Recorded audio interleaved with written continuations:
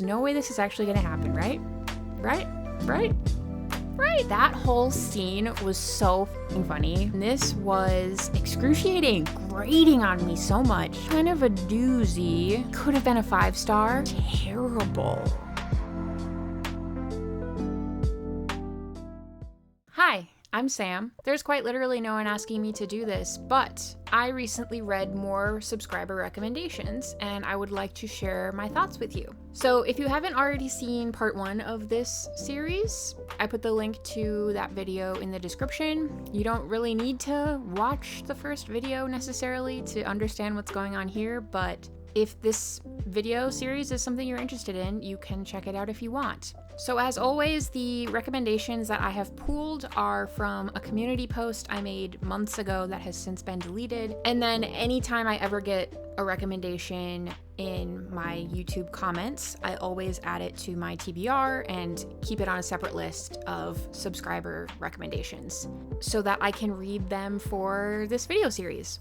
So the first book that I read was Liarmouth by John Waters. I admittedly am not very familiar with his work outside of this book. I just know he's kind of like a weird, creepy dude, but like in a good way, I guess. So this is about a woman named Marcia who is just like an awful person. She is just a con artist. She lies, cheats, steals her way through her life. And in the opening of this book, we're following her and her partner as they are trying to steal luggage from baggage claim at an airport. And really the whole book, we're just following her and her antics, really just as she's trying to avoid the police and figure out how to make her next buck. So I did listen to this on audiobook and it was narrated by John Waters. I think it was a fine audiobook experience, but I did write some notes in my reading journal. Really, it's just bullet points. So there was one quotation that I liked at the beginning that said, "Violence is too masculine without any of the privilege." We also get a lot of time devoted to Marcia's daughter. Her daughter hates her because she has screwed her over so many times. And now her daughter is the leader of this trampoline drag queen cult group, which I think could be really fun, but as I was reading it, just felt like I was getting really sick of it. And really, I think my critique of this whole novel was just that if it had been edited down, I think I would have enjoyed it so much more. But a lot of the parts that were supposed to be entertaining and funny kind of just felt like a drag, and I was just ready to move on. But the daughter, whose name is Poppy, and her trampoline drag queen cultists feel like they're straight out of an episode of Bob's Burgers. Even their names, Springboard Sam, Doubleback Barbara, and Twisted Billy, are just a few of the names, and I feel like those could be characters on Bob's Burgers. I don't really remember this point, but I just have a point in here that says, "I do not like the talking penis." And even though I don't quite remember what that is about, I agree with past Sam. There's also a part where Marcia lies while she's hitchhiking to get a ride with this family, and it's parents and 2 middle school boys. And this book clearly takes place before like everyone and their brother has a cell phone. So to fuck with these 2 boys, she lies to them and tells them that the Jonas Brothers died in a gruesome bus accident. And that whole scene was so fucking funny. Another point that I don't really remember, which is probably for the best, says, "I am learning so much sex slang that I'm not sure I ever needed to know." So I think my brain has just made me forget that because it was too traumatic or something. So overall, I would say that I give Liarmouth probably like 3 out of 5 stars. It's one of those that like it could have been a 5-star, but really it just dragged on. It was way too long, way too overwritten, and that's that. The next book I read was You Let Me In by Camilla Bruce. I also listened to this on audiobook, and this is about a young girl who gains the attention of a fairy. And this is unique in that I think this is the first time I've ever read a book with fairies, first of all, but it's also fairy horror. So I think a lot of folklore surrounding fairies is pretty dark. Nowadays, there's a lot of like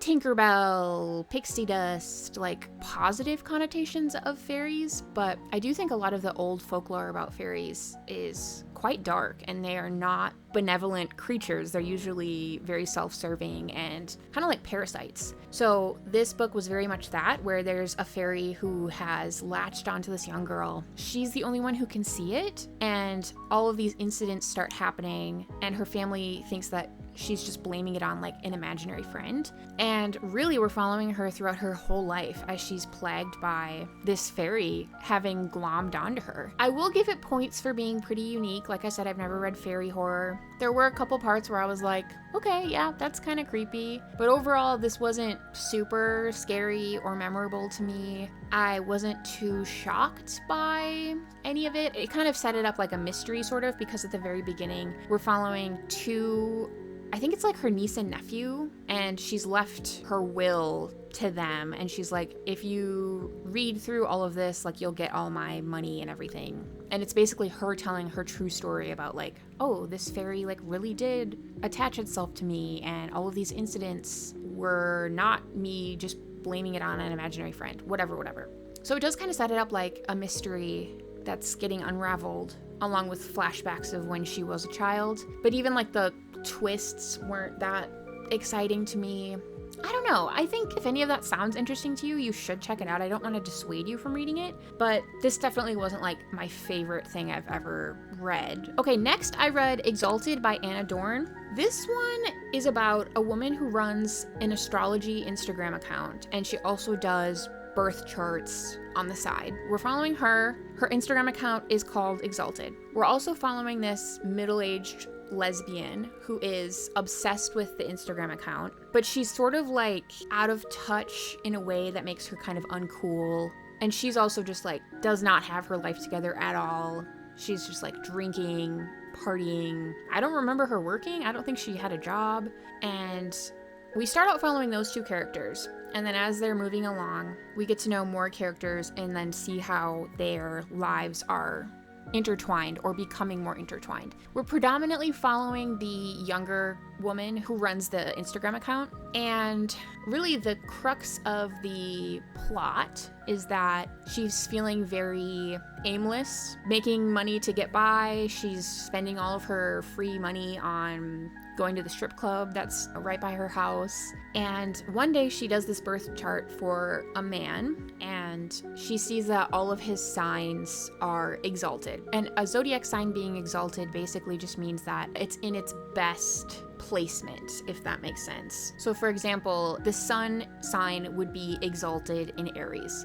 So his sun, moon, rising, Venus, Mars, Mercury, etc.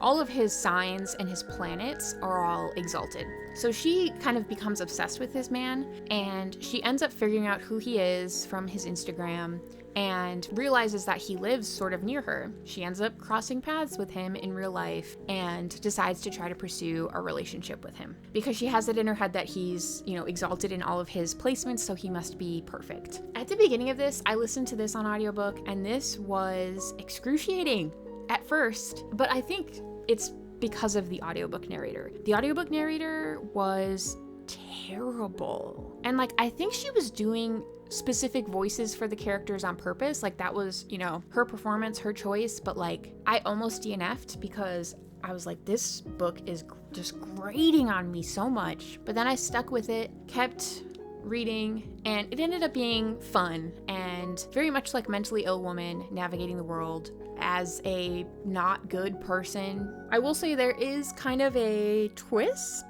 about 3/4 of the way through, and they're building up to it. And it's very clear they're not trying to, the author wasn't trying to trick you or anything. It's one of those where it's building up to it and you're like, there's no way this is actually going to happen, right?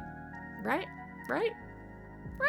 And then it may or may not happen. I don't want to spoil it for you, but let's just say this was pretty jaw-dropping. This was pretty outrageous. There were a lot of times, I wouldn't say I laughed out loud, but I guffawed out loud, exclaimed, oh my God. I can't believe this character actually did this or actually said that. So I guess take that as you will. I would say this is probably about 3 stars as well, but it was a silly, funny, goofy time. So read it if you want. So the next one is Person by Sam Pink. This felt very like auto-fiction. We're following this man as he is kind of wandering around Chicago, meditating on what it means to be a person.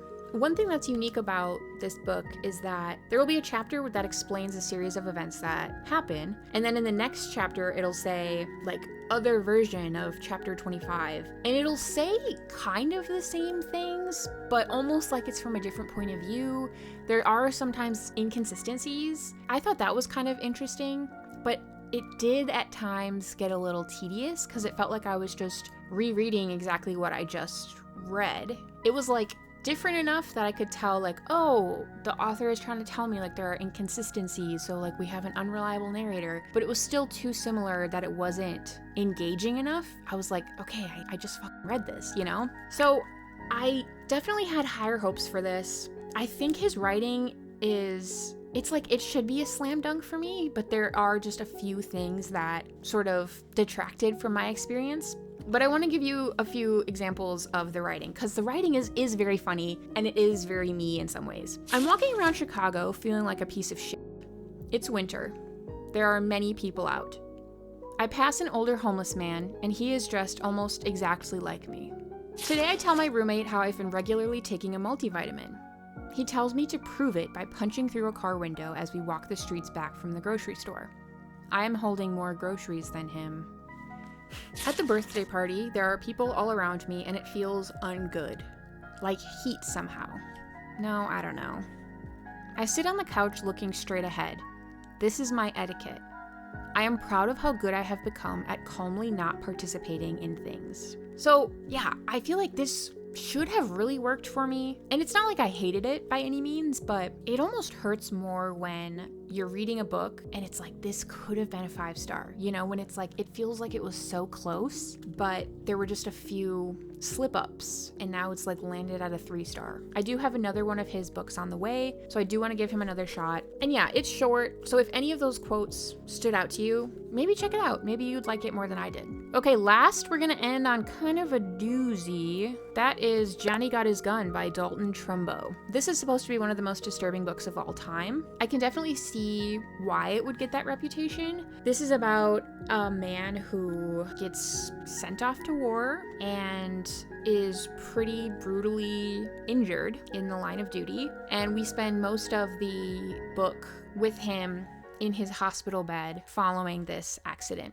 And really what's, I think, the most effectively disturbing aspect is the injuries of the narrator aren't described to you all at once. We really are finding out the extent of his injuries at the same time as him, and sort of that slow realization of how bad it really is over the course of the novel is pretty gut-wrenching. I almost DNF'd this multiple times. I ended up having to get the audiobook as well and kind of did like tandem read to really help me push through, because there are a lot of flashbacks to his life before the war, and I just could not find it in me to give a single fuck about any of that and like any of the people that he was attached to prior to the war.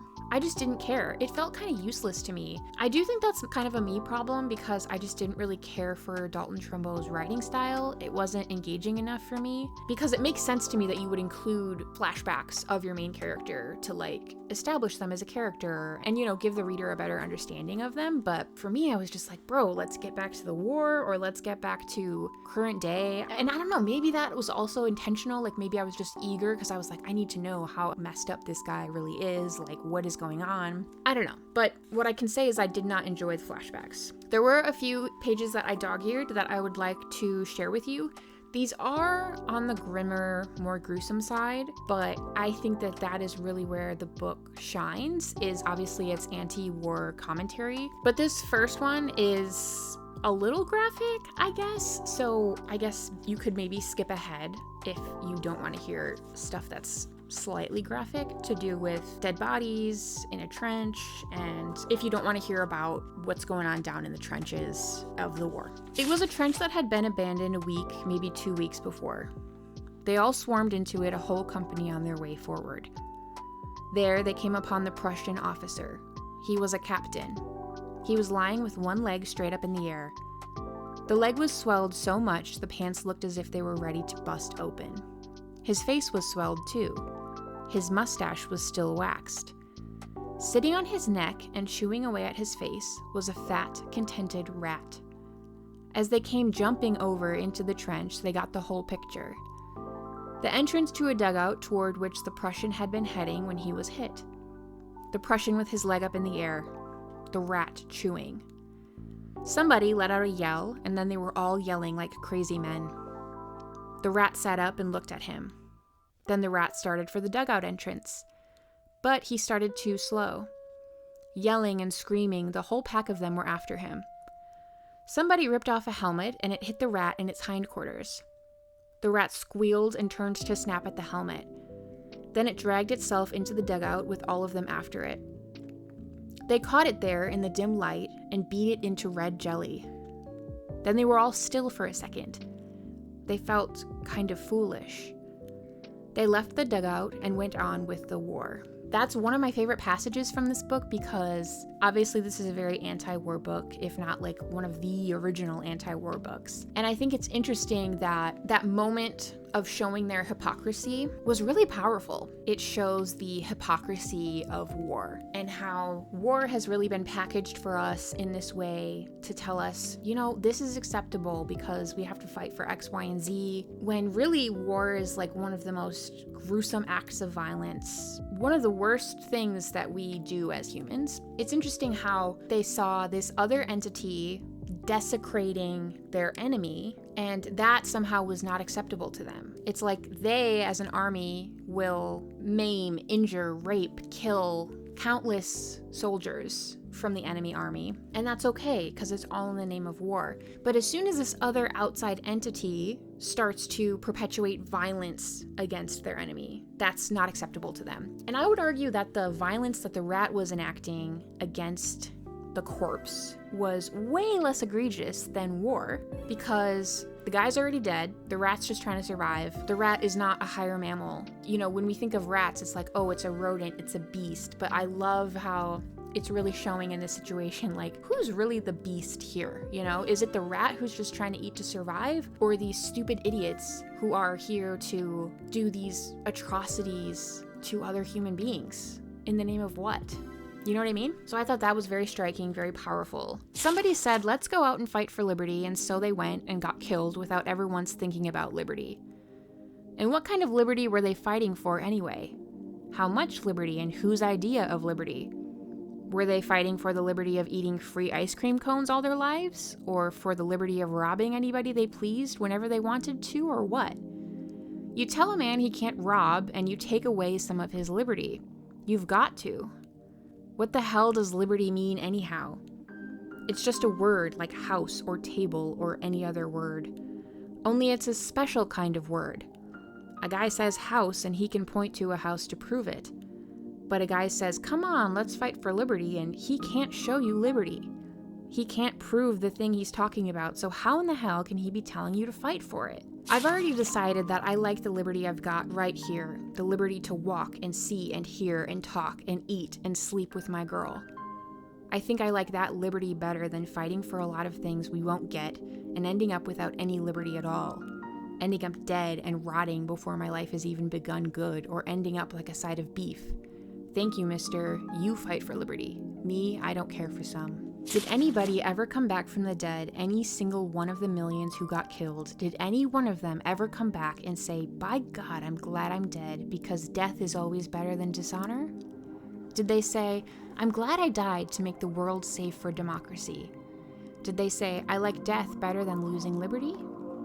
Did any of them ever say, it's good to think I got my guts blown out for the honor of my country? Did any of them ever say, look at me, I'm dead, but I died for decency, and that's better than being alive? Did any of them ever say, here I am, I've been rotting for 2 years in a foreign grave, but it's wonderful to die for your native land? Did any of them say, hooray, I died for womanhood, and I'm happy, see how I sing even though my mouth is choked with worms? Nobody but the dead know whether all these things people talk about are worth dying for or not. And the dead can't talk. So the words about noble deaths and sacred blood and honor and such are all put into dead lips by grave robbers and fakes who have no right to speak for the dead. I would say if you are interested in this book, you could read it. It is disturbing, but not like the most disturbing thing I've ever read. Really, to me, what's most disturbing is when the narrator is realizing the full extent of his injuries and how his life is going to be very different moving forward. So those are some more books that I read based on subscriber recommendations. I'm always so grateful to get recommendations from you guys. I love discovering new books through you. So if you have any other recommendations you want me to read, please let me know down below. You can like this video if you want, comment. Have you read any of these books? Do you want to read any of these books? What are some other books I should read? Let me know. You could watch my other videos. You could subscribe, and I'll see you in whatever video I make next. Love you guys. Bye.